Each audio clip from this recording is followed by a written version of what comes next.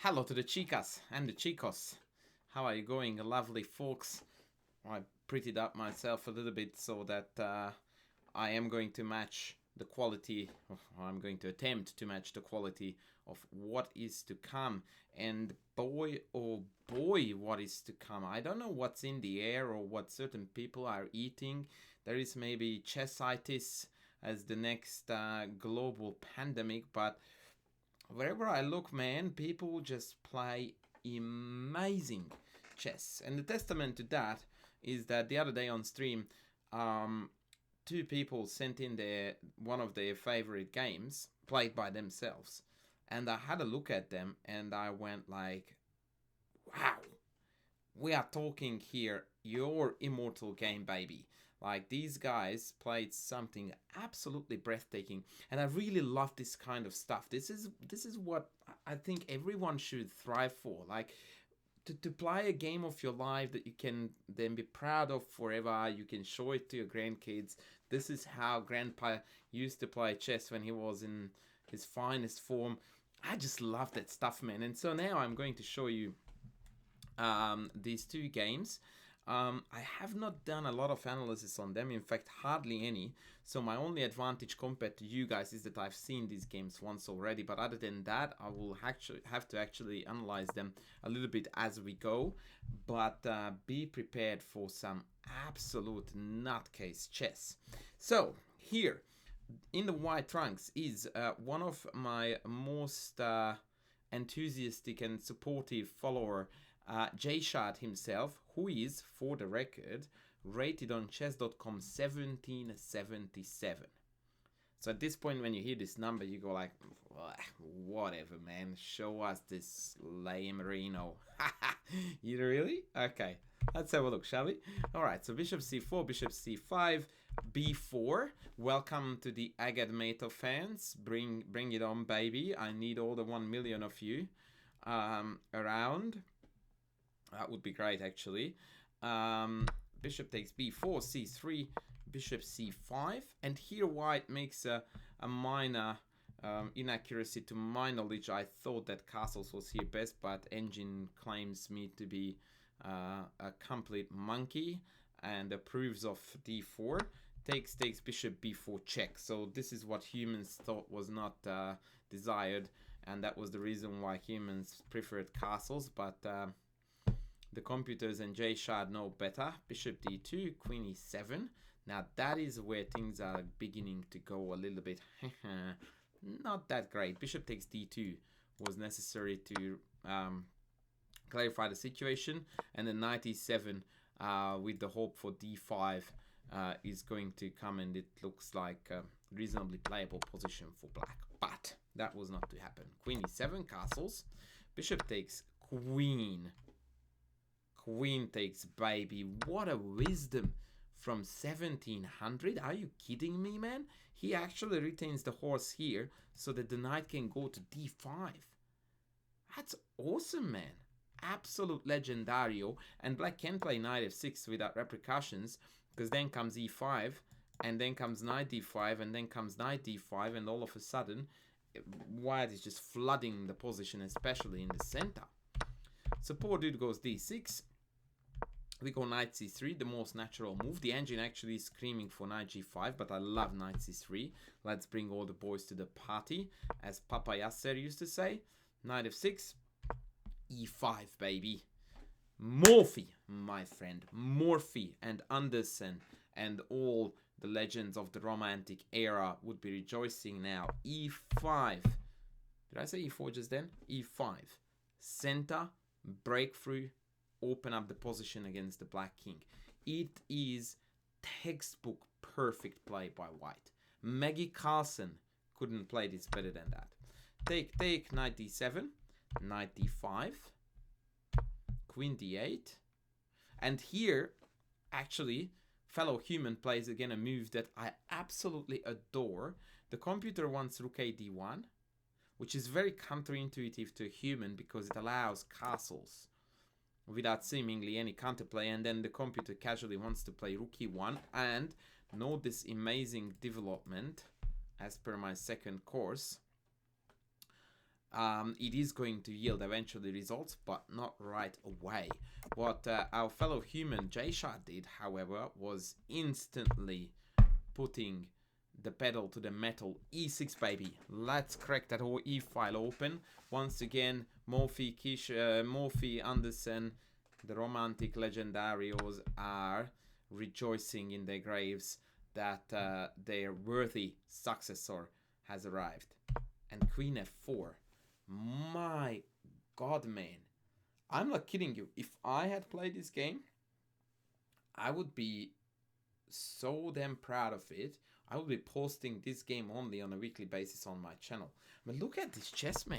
Like, he just plays the Agadmator Gambit and then just chucks in the kitchen and the sink and goes like, yeah, nah, those pawn sacrifices. What pawns again? Those little wooden things in the front row? Nah, they don't count. It's the big boys. The big boys. So Queen F4, ED5, Rook E1 check. And now, baby, the king's safety, my third course, has been severely compromised. And from here on, it just gets better and better. Knight E7, bishop takes D5, obviously, casually. We are just retaking on D5. He has got two pieces out. One is pinned, the other one is hopeless. And the rest is back on the back rank. G to the G, baby. Knight F6.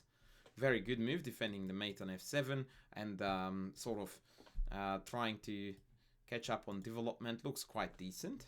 Bishop B3. No whackers. As we like to say it here down under. No whackers. Time is aplenty. Rook A D1 is incoming. Currently we are down 17 pawns, 45 pieces, and we are just winning the game because that's the casual champion that we are. I mean, wow! Dubov match? Hello? Do you even Dubov? 1700? Insane, man! Queen D6, Queen G5, coming in from G7, hitting this, avoiding the trade. Excellent. G6. Now that's a terrible move, I have to say. That black is obviously slipping on the defense side. But again, I talk a lot about this on my channel. When you put your opponent under this much pressure from move to move consistently without you slipping, it's guaranteed 120% that they will not be able to retain their composure. They will make a mistake. This is the part of chess where psychology, objectivity, and what would the computer say, they don't create an overlap. And this is the area where I'm still more than happy to accept that objectivity is not necessarily 100% the best way to go. Because a human is going to err. Inevitably, and under this much pressure, I guarantee you that not an 1800 but a weaker GM would have crumbled without any worries whatsoever. Anyway, G6, Rook D1, bringing the last dude to the party. Queen B6, and here again, J-Shot actually makes a mistake, but he makes that mistake just because he is an awesome dude. Queen E5 is actually here mopping up. There is simply no way to defend E7. It's quite beautiful. Bishop E6 is best according to the engine to at least initiate queen trade, but we say no thank you and we go on to win. This is actually already a mate in 12 according to the engine. But J-Shad, who knows my center course, goes knight E5, centralizing the knight, threatening bishop check followed by mate. That's nothing to sneeze at either. And also, after rook F8, he goes, oh, okay, I haven't sacrificed enough. Time to sack a piece again. And just drops another bomb on the black position because he has still plenty to sack.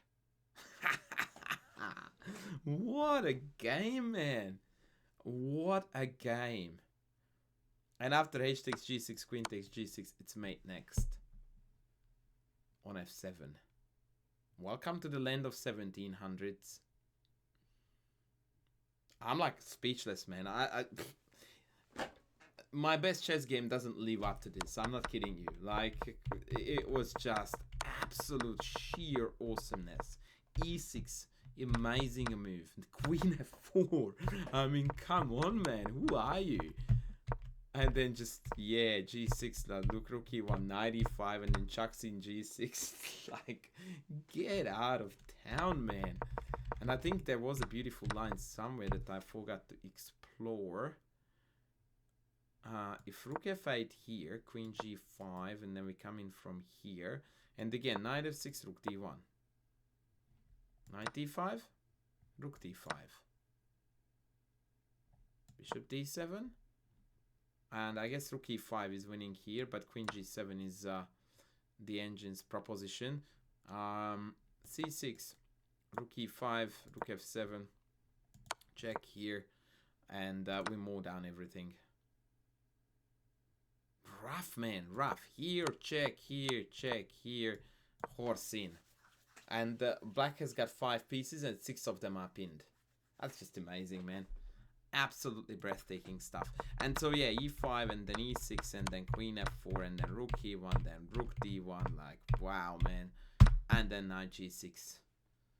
Carnage. Absolute divine, man. Absolute divine chess. And now we are moving on to game number 2, where our partner in crime is going to be another massive supporter of my stream who is known by the name Sevi Levita. And he is 1880, so almost a 1900 on chess.com. And this is how he is managing this white army when he is in an inspired mood. He goes e5 and he goes knight c3 because he follows what I believe in, which is aggressive, I'm gonna smack you in the face chess. g4, knight e2, h4. This is theory actually for quite a while, so I'm not going to comment on that. dc, knight e5, knight f4. Note how this move introduces this very filthy check, which is actually a motif that in similar structures, meaning French structures, we're not accustomed to at all, because usually this terrible bishop is back here being terrible as opposed to out here being quite useful, and so this check is just completely not on the cards at all. But now black actually has to reckon with it quite a bit, and what I really like about this knight c3 system is that it often leads to, again, very irrational positions that are objectively not necessarily better for white, but my oh my, the board is on fire. Knight back to c6, queen e2. Now this guy definitely does have my development course, because look at this, man. Bang, bang. Whoopsie, that wasn't me, sorry. Wrong button.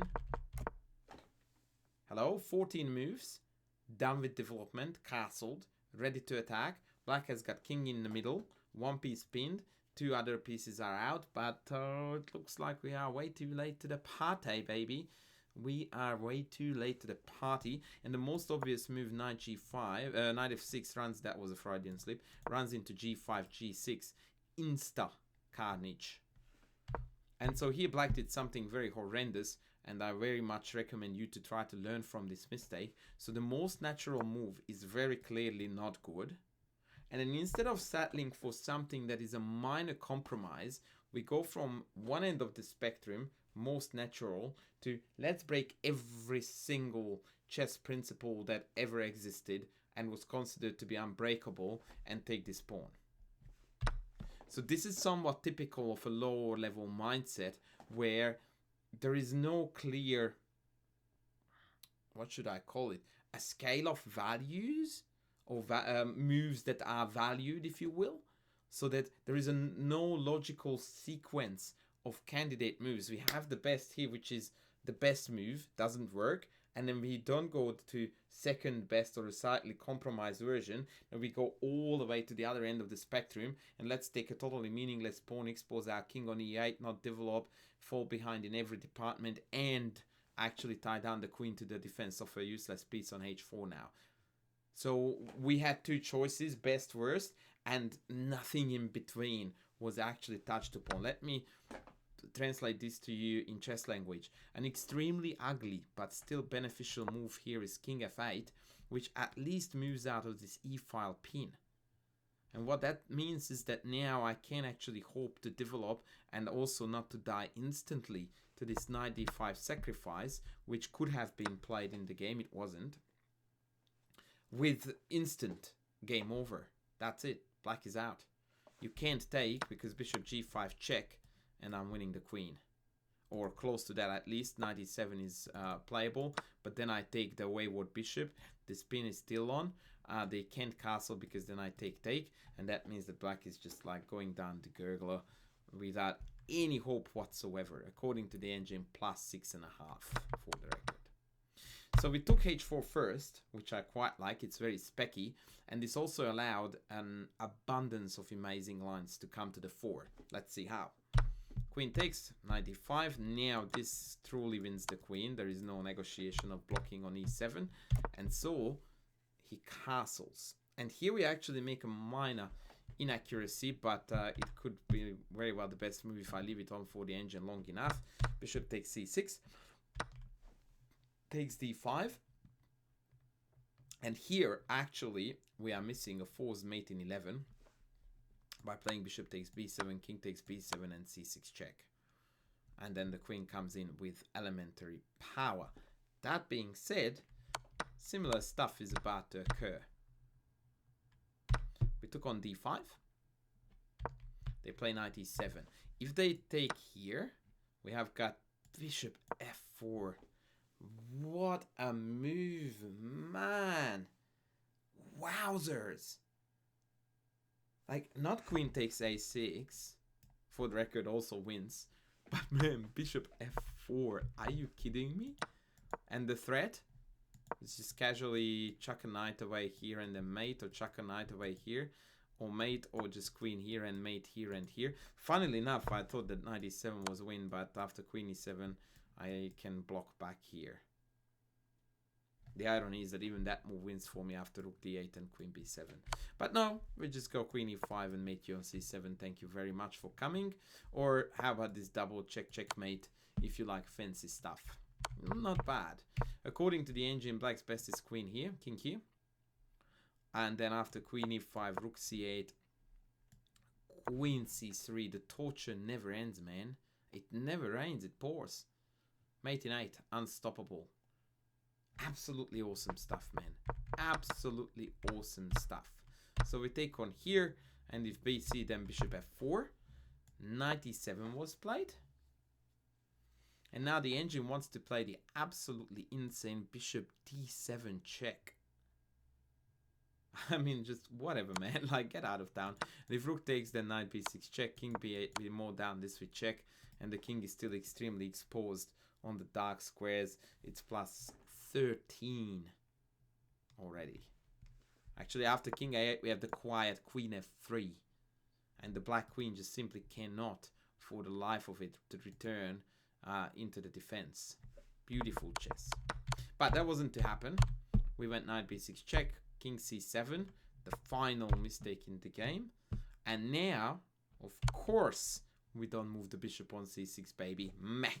We haven't sacrificed this enough material in this game either. Let's chuck in another bishop. King takes, queen f3, bring it out, baby. And here we make a mistake, rook d5. Oh, actually, yes, rook d5 is a faster mate, but knight d5 is mate too. And the opponent's resignation arrived at this time. So let's have a look at how it's made if they play something random. Knight c3 check, king up. This is looking spicy, baby. Check. Note how we are cutting off all the squares that the king could go back to. This is the ultimate rule of a king hunt, which, by the way, I talk a lot about in my latest course. And so king b4, and we have got a beautiful checkmate to crown our efforts with. I found a beautiful line here that I couldn't or didn't show you hereabouts. Let me just think about it for a second. How did... Oh, I remember. It was take bishop f4 and take d5. This is the line I wanted to show you. You won't believe what white's best is here. You think it's queen a6? Ah, come on. Try again. c6, baby. Look at that. The pawn just seals in the king. The bishop covers that square. And now queen a6 is literally mate in one. That's so amazing, man. Like rook knight and yeah, rook knight down. We just casually push a pawn in front of the king and like, yep. Good luck stopping the mate, bro. Rook d6 is best according to the engine. That says it all. So it's just mate here. Absolutely amazing chess by Savi Levita as well. Ladies and gentlemen, that was 2 absolutely immortal games for you, at least from the point of view of these 2 lovely gentlemen. And I can only hope that one day you are going to be sending me games similar to this so that I can publish them on this channel, which could turn into a series like You're Immortal or something like that. But nothing brings me greater joy than seeing how people enjoy their chess and produce remarkable masterpieces like this one. On that note, I shall let you go now. Take care, and I will see you in the next one. Bye.